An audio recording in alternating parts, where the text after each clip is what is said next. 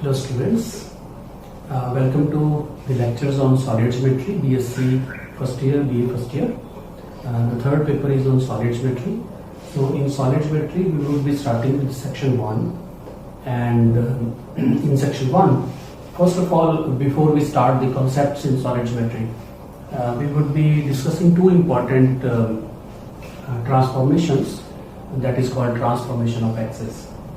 So we will need these transformation of axis for the further study in solid geometry. The first part of solid geometry is two-dimensional geometry. It is about the conic section, and the next three sections are on three-dimensional geometry, some of which you have already studied in class 12th, sphere and plane. So we will be further studying cone and conicoids and many other things in solid geometry. But the first section is two-dimensional geometry, about the conic section. So before we start conic section, we have two important concepts here, which are called transformation of axis. So what is the first concept? First concept is this: let's suppose you have x-axis and y-axis, and suppose we have a point P here whose coordinates are x and y, and suppose we shift this origin to a point, let's call the point A, whose coordinates are h and k. Let's shift origin to the point A. So if we shift origin to the point A, keeping x-axis parallel to itself and keeping y-axis parallel to itself, this is the new x-axis and this is the new y-axis. So what we have done is we have shifted origin to the point A, and this was a point already with us, point P, whose coordinates with respect to old x-axis and old y-axis are x and y. And suppose the coordinates of the point P with respect to new x-axis and new y-axis are capital X and capital Y. Suppose capital X and capital Y are the coordinates of the same point with respect to new x-axis and new y-axis. Then what is the relation between old coordinates and new coordinates? Old coordinates and new coordinates of the point P. So it is pretty easy. You can, if you draw this line, you can see that how much this distance is. This gives you the x coordinate with respect to the old axis, small x, and this distance is h, and this is capital X. Okay, x coordinate of the point P with respect to the new axis. So you can see that x is equal to x plus h. So x is equal to x plus h. This is one relation between old coordinates and new coordinates, and another relation is how much is this distance? This distance is y, and how much is this distance? This distance is capital Y, and this is k. So you can see that y is equal to capital Y plus k. So y is equal to capital Y plus k. So this is the relation between old coordinates of the point P and the new coordinates of the point P. So we have this concept that if we shift the origin to the point hk, if we shift the origin to the point hk, then if the old coordinates of the point P are small x and small y, and the new coordinates of the point P are capital X and capital Y, then what is the relation between old coordinates and new coordinates? The relation between old coordinates and new coordinates is this: small x is equal to capital X plus h, and small y is equal to capital Y plus k. So this is one transformation of axis. Another concept is rotation of axis. So let's do it here. So I hope you have understood transformation of axis, shifting of origin. So if you shift origin to the point hk, then the relation between old coordinates and new coordinates are given by this relation. If you shift the origin to the point hk, then the relation between old coordinates and new coordinates are this. We have another transformation of axis, and that is like this: that suppose you have x-axis and y-axis, and and suppose you have a point P here whose old coordinates whose coordinates with respect to x-axis and y-axis are small x and small y, and suppose we rotate the axis by an angle theta. Suppose we rotate the axis by an angle theta in the anti-clockwise direction. So this becomes the new x-axis and this becomes the new y-axis. So what we have done is we have rotated the axis by an angle theta in the anti-clockwise direction. So if the old coordinates of the point P with respect to this x-axis and y-axis are small x and small y, and suppose the coordinates of the point P with respect to new x-axis and new y-axis are capital X and capital Y, then what is the relation between old coordinates and new coordinates? For this, it is very easy to find out. What you do is you draw a perpendicular on x-axis and draw a perpendicular on new x-axis also, and join the point O with the point P. Let's call this distance as R, and suppose this angle is phi. Alright, so you can see that how much this distance is capital Y, how much is this is capital X, how much is this is small x, and this distance is small y. So first of all you observe that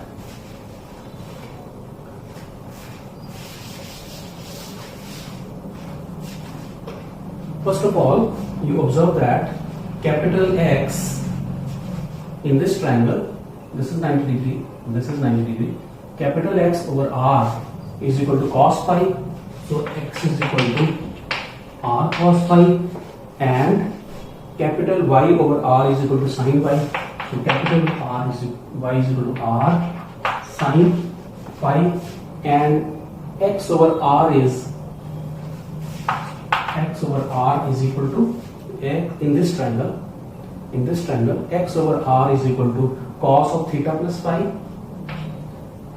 so X is equal to R cos theta plus phi, and in the same triangle Y over R is equal to sin of theta plus phi, so Y is equal to R sin theta plus phi. So if you expand these expressions, this becomes R cos theta cos phi minus R sin theta sin phi, and this is R sin theta cos phi plus cos theta sin phi. So if you use this expression that the R cos phi is x and R sin phi is y, if you use here, then you can see that small x is equal to R cos phi is capital X, so it is x cos theta minus R sin phi is y minus y sin theta, and y is equal to R cos phi is capital X sin theta plus y, R sin phi is y cos theta. So this is the relation between old coordinates and new coordinates of the point P. The relation between old coordinates and new coordinates of the point P when the axis has been rotated by an angle theta. So if the axis is rotated in the anti-clockwise by an angle theta, then the relation between old coordinates and new coordinates of a point are given by this. This relation can easily be remembered in the form of a matrix. You can write these two equations like this. Write the matrix of the old coordinates, write the matrix of the new coordinates, and write the rotation matrix. What the matrix that we will write here is called the rotation matrix, and rotation matrix is cos theta minus sin theta, cos theta minus sin theta, and sin theta cos theta. This matrix is called the rotation matrix. So these equations can be gotten from this equation, that first row into this x cos theta minus y sin theta is equal to x, and second row into this column x sin theta plus y cos theta, x sin theta plus y cos theta is equal to y. So instead of remembering these two transformations, you can remember this method of matrices, that the matrix of old coordinates is equal to the rotation matrix multiplied by the matrix of the new coordinates. Okay. So this way you can write old coordinates in terms of new coordinates. You can also write new coordinates in terms of old coordinates like this. From here, if you have to find out,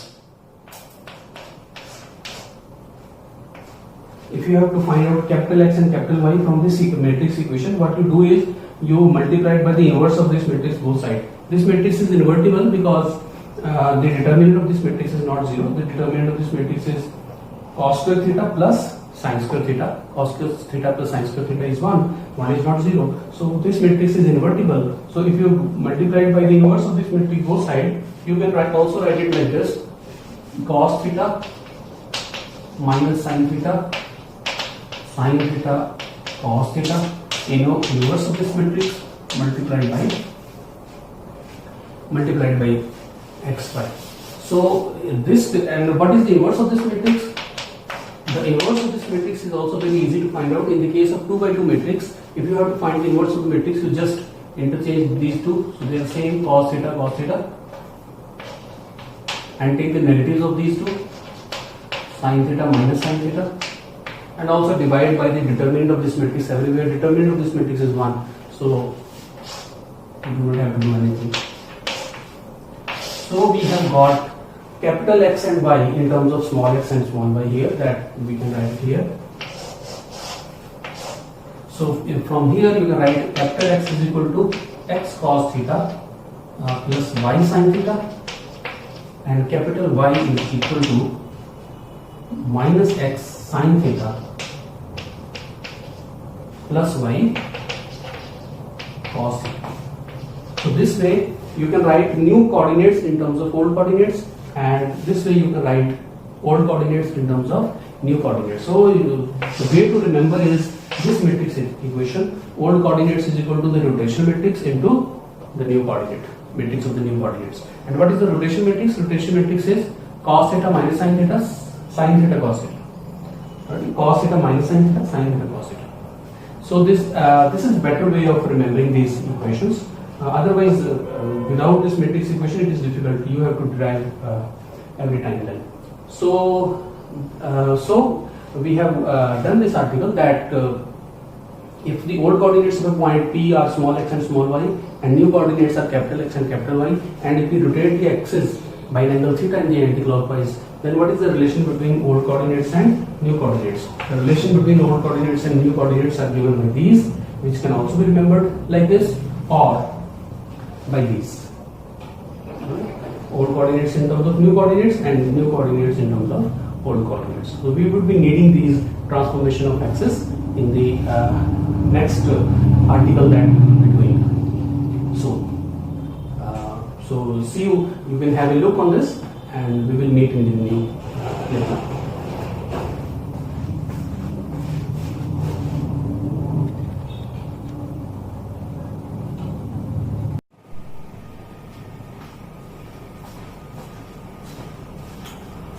Hello again. So the next topic that we will discuss is the conic section. That is the main topic here, conic section. So what we will, first of all, we will discuss what is a conic section, what is the definition of a conic. So suppose we are given a fixed point. Suppose we are given a fixed point S. Alright? And suppose we are given a fixed line, that's called the line K dash. Suppose we are given a fixed point, and suppose we are given a fixed line. And suppose a point P moves such that the point P moves such that the distance of this point from this fixed point, the distance of P from the fixed point S divided by the distance of this fixed point from the distance of this point from this fixed line K dash divided by En. This ratio remains constant. What is being said? Suppose we are given a point, let's think here. Suppose we are given a fixed point S, and suppose we are given a fixed line kk dash. Alright? Suppose we have a point P, a moving point P, which moves such that its distance, the distance of P from this fixed point, that is PS, divided by the distance of this moving point from this fixed line, this distance is PM. This PS over PM remains constant. P moves such that PS over PM remains constant. Then, if that happens, then the path described by this P is called a conic. Alright? That path is called a conic. So what we are given a fixed point, we are given a fixed line, and we have a moving point P, and this moving point P moves such that its distance from PS divided by its distance from this line PM, this ratio remains constant. P moves under this condition, that this ratio remains constant. Then the path described by this point P is called a conic, and this constant is called the eccentricity of the conic. This is called, represented by E, it is called the eccentricity of the conic. And this fixed point S is called focus of the conic. S is called the focus of the conic. And this fixed line kk dash is called directrix of the conic. Kk dash is called the directrix of the conic. So, and the path described by P is called the conic. So we have this is the definition of a conic, and the path described by the conic has different names depending upon this E, right? So we have the following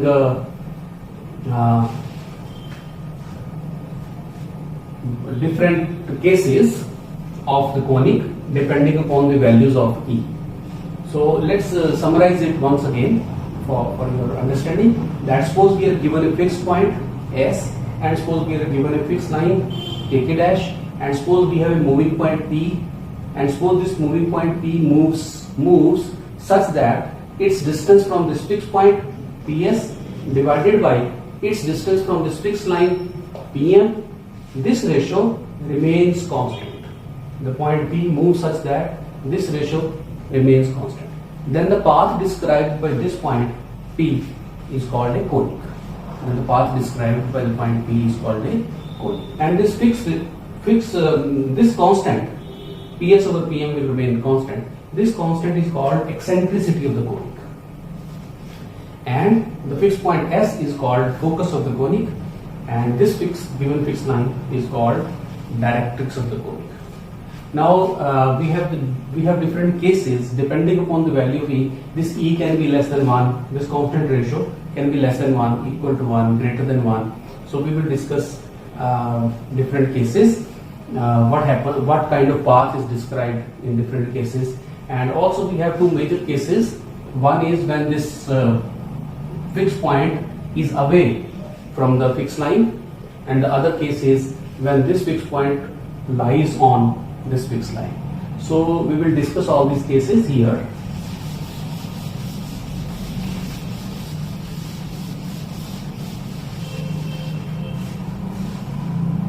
So let's draw this figure. Fixed point P, and PS over PM remains constant. This constant is denoted by E. S is called the focus of the conic, and the fixed line is called the directrix of the conic. And the path described with the moving point P is called the conic. and this is called eccentricity of the conic. E is called eccentricity of the conic. Now we have the following cases. Case 1. Case 1 is when this fixed point is away from this given fixed line. Okay? When the focus, this fixed point is called the focus and fixed line is called directrix of the conic. So when focus does not lie on the directrix. Case 1, when the focus does not lie on the directrix.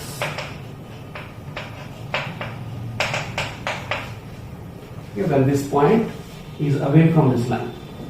Then we have the following subcases. Subcase 1. In case this eccentricity is less than 1, if E is less than 1, if this constant ratio, the point P moves such that Ps over Pm always remains constant, that constant ratio is called the eccentricity. If the eccentricity, that constant ratio, is less than 1, then the path described is called an ellipse. Then the conic is an ellipse. If second case, if E is equal to 1, if this constant ratio, if the point P moves such that Ps over Pm is always equal to 1. If the point P moves such that Ps over Pm is always equal to 1, that means Ps is always equal to Pm. So the point P moves such that its distance from the fixed point remains equal to its distance from the fixed line. That is the case if E is equal to 1. Then the path described by the point P is called a parabola. Then the conic is a parabola. And if E is greater than 1, if E is greater than 1, if Ps over Pm, this constant ratio called eccentricity of the conic, if E is greater than 1, then the conic is called a hyperbola.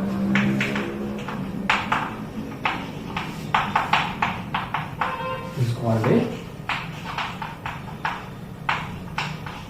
hyperbola. Right? So these are the major cases. In case this E is 0, this E can be 0 also. If this E is 0, that means this directrix is at infinity. That means E would be 0 if Pm is infinity. Na? If E would be 0 if Pm is infinity. Pm is infinity means this directrix is at infinity. In that case, E is equal to 0. You can write this case also. E equal to 0 implies the conic is a circle. Conic is a circle. So the path described will be a circle. Alright. So let's draw these pictures here. So this is the directrix and this is the fixed point, this is the directrix K dash, and in the case of ellipse, if E is less than 1, the figure drawn would be like this. Okay, ellipse. If E is equal to 1, it would be like this, a parabola. This is an ellipse. This will be the case when E is less than 1. If E is equal to 1, then the path described would be a parabola. And if E is greater than 1, then the path described would be a hyperbola like this. If E is greater than 1, then the path described would be a hyperbola. And in case this case, E equal to 0, if E is equal to 0, E would be 0 if Ps over Pm is 0, Ps over Pm would be 0 if this Pm is infinity, and Pm is infinity means the directrix is at infinity. So if the directrix is at infinity, then the path described is simply a circle. Then the conic is a circle. So these are the cases under the main case. These are the sub cases under the main case when the focus lies away from the directrix. When the fixed point lies away from the fixed line, that means when the focus does not lie on the directrix. The second case is when the focus lies on the directrix. So let's discuss the second case. So I hope all this is clear to you. You can have a look on this.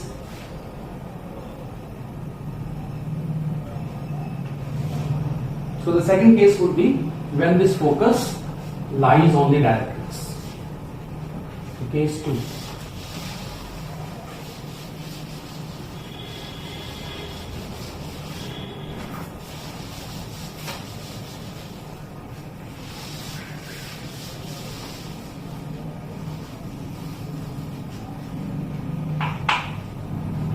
Case 2, when the focus lies on the directrix.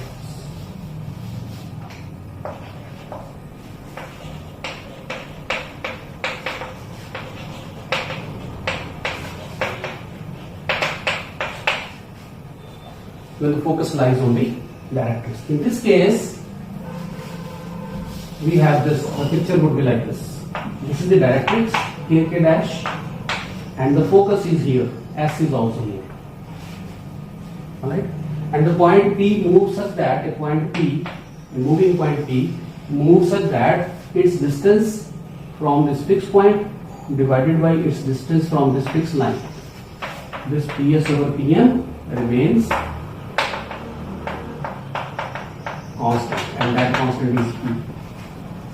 So in this case also, we have the following sub-cases. So the first sub-case is, so in this case, if PS over PM remains constant, so PS over PM is E.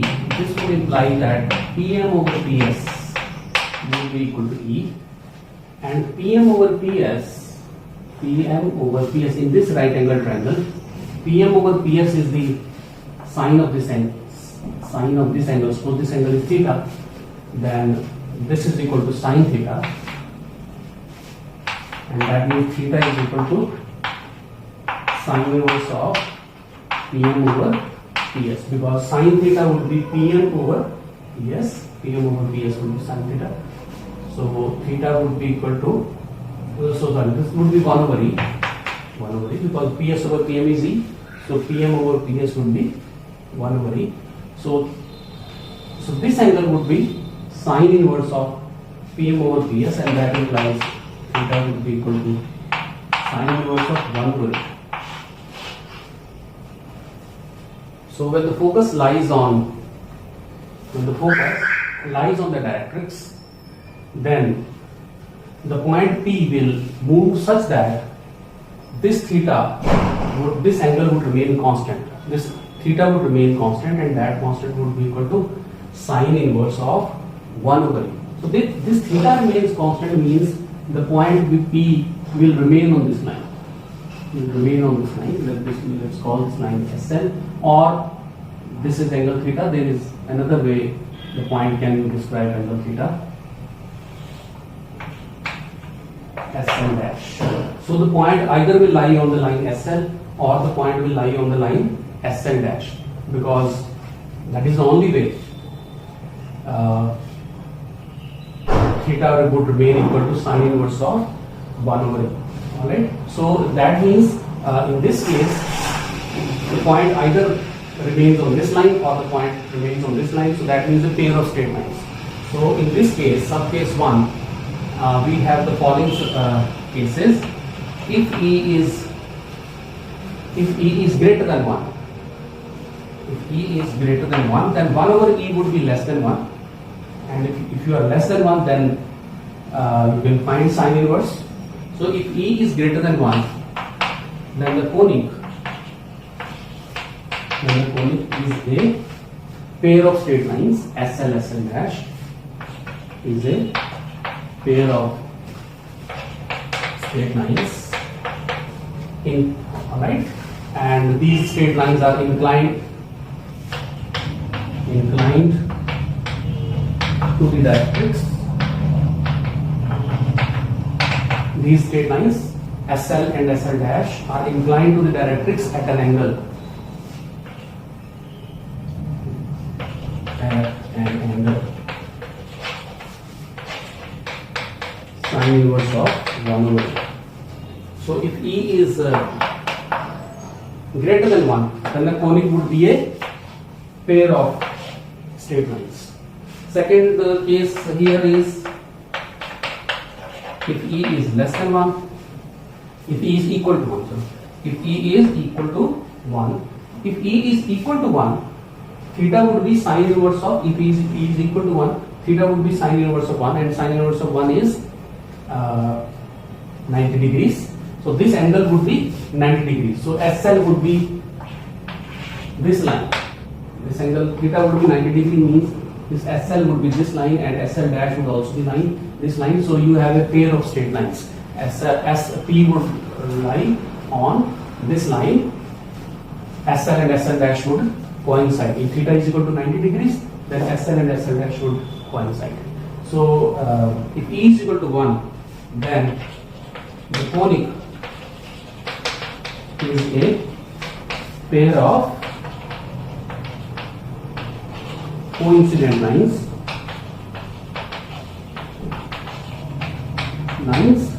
both the lines perpendicular to the directrix and passing through the focus. Coincident lines perpendicular to the directrix and through the focus, passing through the focus. So in this case, you have got a pair of straight lines.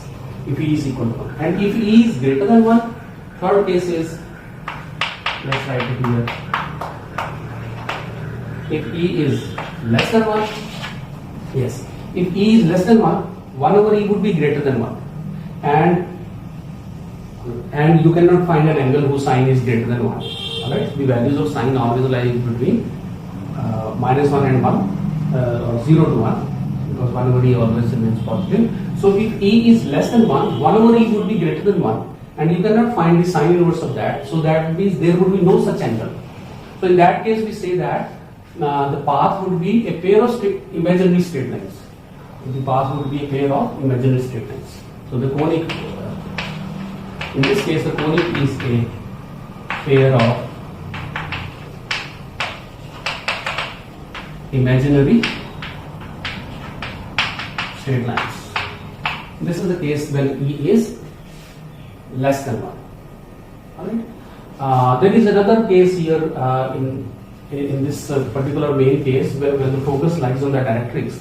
When the focus lies on the directrix, there is another case beside these three cases, and that case is if the directrix, the focus lies on the directrix. If the directrix and the focus are at infinity, then this pair of straight lines would be pair of parallel lines. Right? This line SL and SL dash would become a pair of straight lines which will meet at infinity. So if two lines meet at infinity, then those lines are called parallel lines. So in the case when this focus and directrix lie at infinity, the focus and the directrix both lie at infinity, that means in this point S and this line take a dash both lie at infinity, then in this case this pair of straight lines SL and SL dash, the conic, would be a pair of parallel lines. So that is the case number 4, you can say. If the focus and the directrix lie at infinity, then the conic would be a pair of parallel lines. So these are all conic